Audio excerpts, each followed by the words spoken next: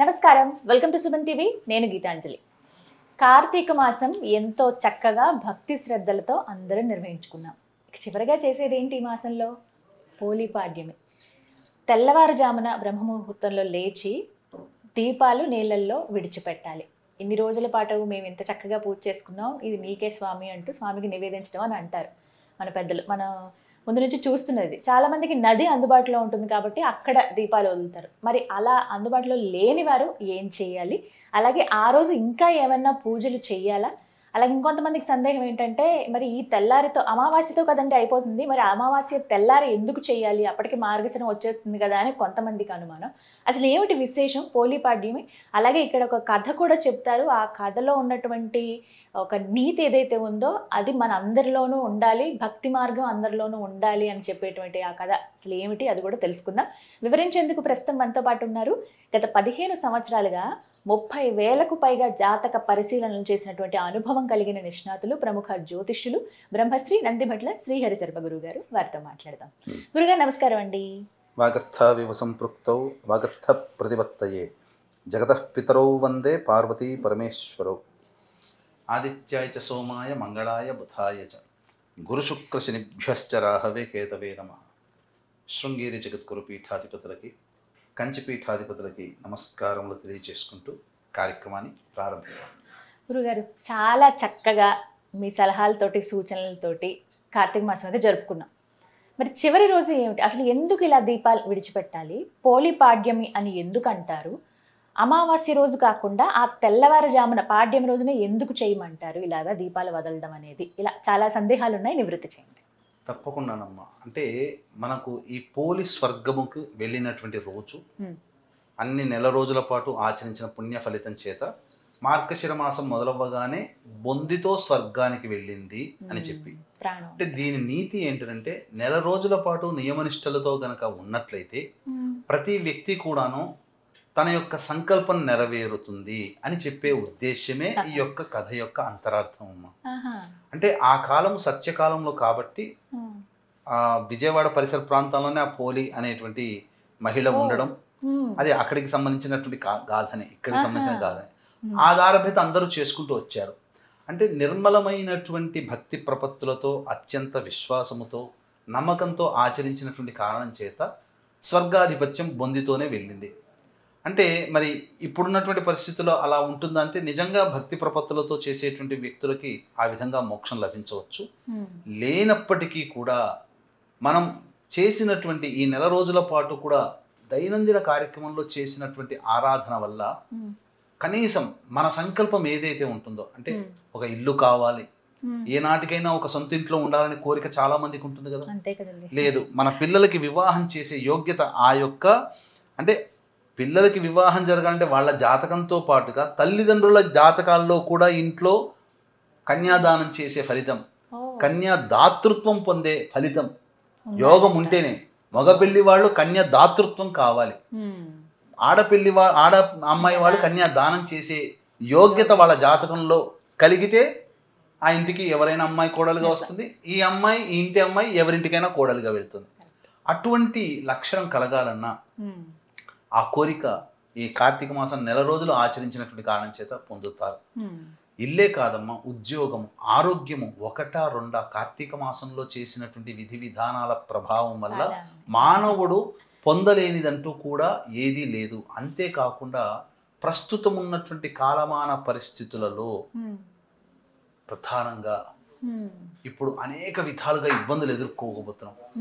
ప్రత్యేకించి వచ్చే 8 ఏళ్ల పాటు గురువు అతిచార ప్రభావాల సమస్యలు ఎదుర్కోబోతున్నాం. ఇక ఈ సంవత్సరం నుంచి మొదలు పెట్టాలమ్మా పుణ్య కార్యక్రమాలు చేయాలనుకునేవాళ్ళు. కాబట్టి కార్తీక మాసము ఈ మార్గశిర పాడ్యమి రోజున దీపారాధన, అంటే ఆ నెల రోజుల పాటు ఆచరించిన వాళ్ళు ఈ రోజున దీపారాధన చేయడం వల్ల ఆ నెల రోజులకి చేసినటువంటి సంపూర్ణ ఫలితాన్ని పొందే అవకాశం ఉంటుంది.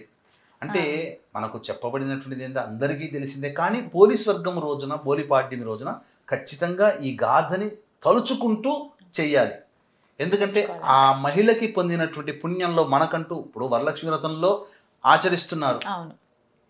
ఆమె పేరు తలుచుకుంటున్నారు. చారుమతి గురించి ఎక్కువగా ప్రతి వ్రతంలో తలుచుకుంటారు. ఎందుకు తలుచుకుంటారు? ఆమెకు పొందిన భాగ్యంలో యుగ యుగాలుగా తలుచుకొని చేయడం వల్ల మాకు అటువంటిది. అలాగే పోలమ్మకి పూర్తిగా బొందితోనే బ్రతికుండగానే స్వర్గం లభించింది. మనకు కూడా అటువంటి దాంట్లో యోగ్యత కలుగుతుందనే ఉద్దేశం. కాబట్టి సహజంగానే అందరికీ తెలిసిందే, ఒక ఇంట్లో 5 అత్తకి కొడుకులు కోడళ్ళు ఉంటారు. అందులో అందరికంటే చిన్నది పోలమ్మ. ఆమెని చిన్నది కాబట్టి చిన్న చూపే, అందరూ ఆమె మీద ఆధిపత్యం చెలాయించేవాళ్ళే.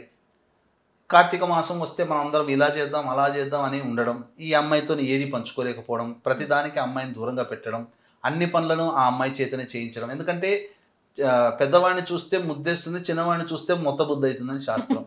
కాబట్టి చిన్నవాళ్ళు అందరికీ లోకుగానే కనబడతారు. ఆ కారణం చేత చిన్న కోడలు తన తోటి కోడళ్ళకి అత్తలకి అందరికీ లోకు కనబడడం, ఏది పంచుకోలేకపోవడం వల్ల ఆ మంచి రోజు కోసం ఎదురు చూస్తున్నట్టుగానే అత్త కోడళ్ళు ఎదురు చూస్తారు, కానీ చిన్న కోడలు కూడా ఎదురు చూస్తుంది. అందరూ చక్కగా ప్రతిరోజు నది స్నానానికి వెళ్ళి రావడం, ఎందుకంటే విజయవాడ పరిసర ప్రాంతంలోనే ఈ కథ సంబంధించిన మూలం ఉన్నది కాబట్టి అక్కడ ఆ ప్రతిరోజు నదికి స్నానం చేయడం, ఈమెను తీసుకోలేకపోవడం, బండెడి చాకిరీ పని అప్పగించడం, అయ్యో నేను చేసుకోలేకపోతున్నాను అని చెప్పి బాధపడుతుండడం. కానీ ఆ బాధలో కూడా మనసుంటే మార్గం ఉంటుంది అనేటువంటి విషయం తెలుసుకోవడం. ఆ కారణం చేత ఆ మజ్జిగ చిలుకుతారు కదమ్మా, ప్రతిరోజు మజ్జిగ చిలికేది. కాబట్టి ఆ మజ్జిగ కవ్వానికి అంటినటువంటి వెన్నని ఆ ఇంట్లో మొలిచినటువంటి పత్తి చెట్టుకి తీసి అప్పటికప్పుడు తీసి భక్తిగా చేసి ఒక దీపారాధన చేసి ఆ దీపాన్నే విష్ణువుగా, దీపాన్నే ఈశ్వరుగా, దీపాన్నే అమ్మవారిగా భావిస్తూ మనస్సులో భావిస్తూ నియమం తప్పకుండా ప్రతిరోజు ఆచరించినటువంటి కారణం. ఈ కారణం చేత వాళ్ళకి ఆ అమ్మాయికి కబురు వచ్చేస్తుంది. పొద్దున తెల్లవారు లేవగానే యథాలాపంగా దీపారాధన చేస్తుంది, స్వర్గం నుంచి వస్తుంది. అత్తాకోడలు కూడా వస్తారు, మా కోసమే కదా వచ్చిందని చెప్పి ఆరాటపడతారు. కాదు మీరు కాదు ఎక్కాల్సింది, పోలమ్మ ఎక్కాలి, ఆమెకి యోగం అని. అంటే మేమందరం నెల రోజుల పాటు మేము చేశాం కదా, మాకు దక్కాలి కదా అనడం, ఆ పోలమ్మని కూర్చోపెట్టుకోవడం. ఆమె కాదు మేము ఉండాలి, మేము కూడా వస్తాం నీతో పాటునే ఆ యొక్క రథం చూళ్ళు పట్టుకోవడం, తర్వాత ఆ యొక్క రథసారథి తొలగించడం, బొందితోనే స్వర్గానికి వెళ్ళింది. అంటే దీని యొక్క నీతి అంటే, ఈ యొక్క కార్తీక మాసంలో ఎవరైతే విధి విధానాలని నియమాల్ని పాటించి అంతిమంగా ఆ పాడ్యమి రోజున ఇక నేను చేసిన దానికి స్వస్తి నాకు అనుగ్రహించు అని చెప్పి ఈ యొక్క సంబంధించినటువంటి దీప ఆరాధన నీతిలో వదలడం అనేది సూర్యోదయ కాలం అనగా సూర్యోదయం కంటే ముందే చెయ్యాలి. ఇప్పుడు చాలా మందికి నది అందుబాటులో ఉండదండి, వారు మరి ఎలా చేయాలంటే ఇంట్లో ఒక బకెట్ కానీ ఏర్పాటు చేసుకోవచ్చు, లేదా ఒక టబ్ ఏర్పాటు చేసుకోవచ్చు. ఏర్పాటు చేసుకుని అరటి డొప్పల్లో కానీ లేకపోతే ఆకు డొప్పల్లో కానీ చిన్న ఒత్తిని వెలిగించి ఆ యొక్క పోలీస్ వర్గం సంబంధించినటువంటి కథని మనస్సులో స్మరించుకుంటూ ఆ యొక్క దీపాన్ని వదలడం, ఇది చేసుకుంటే చాలమ్మా. ఇంకా అక్కడితో పూర్తయిపోయినట్టే. ఇంకా చాలా మిగతా రోజులంతా కూడా శివనామస్మరణ చేసుకోవచ్చమ్మా. అందుకనే ఈ మార్గశిర మాసం ప్రారంభమైపోతుంది. అంతే కదా, మార్గశిర మాసములో షష్ఠి తిథి సుబ్రహ్మణ్య షష్ఠి అని అంటారు. కరెక్ట్ గా వారానికి వస్తుంది. కాబట్టి 21వ తారీఖు పాడ్యమి, 21, 22, 23, 24, 25, 26వ తారీఖు, నవంబర్ 26వ తారీఖు సుబ్రహ్మణ్య షష్ఠి. కాబట్టి సంతానం కోసం ఎదురు చూసేటువంటి వ్యక్తులు ఈ సుబ్రహ్మణ్య షష్ఠి రోజున విశేషంగా సుబ్రహ్మణ్య స్వామి ఆరాధన చేస్తే, అలాగే సర్ప పూజ చేసిన విశేషమైనటువంటి పుణ్య ఫలితం కలుగుతుందమ్మా. కాబట్టి వీక్షించేటువంటి ప్రేక్షకులు కూడా ఈ నవంబర్ 26వ తారీఖు రోజున మార్గశిర శుద్ధ షష్ఠి, సుబ్రహ్మణ్య షష్ఠి అంటారు. ఆ రోజున ఈ యొక్క సర్పదోష నివారణ పూజల హోమాలు అనేటువంటివి జరిపించడం జరుగుతుంది. అవకాశం ఉన్న వాళ్ళు ఈ కార్యక్రమంలో మీ గోత్రనామాలను నమోదు చేసుకోవచ్చు. చక్కగా వివరించారండి, ధన్యవాదాలు గురువు. సర్వం శ్రీ ఉమామహేశ్వర పరబ్రహ్మార్పణమస్తు.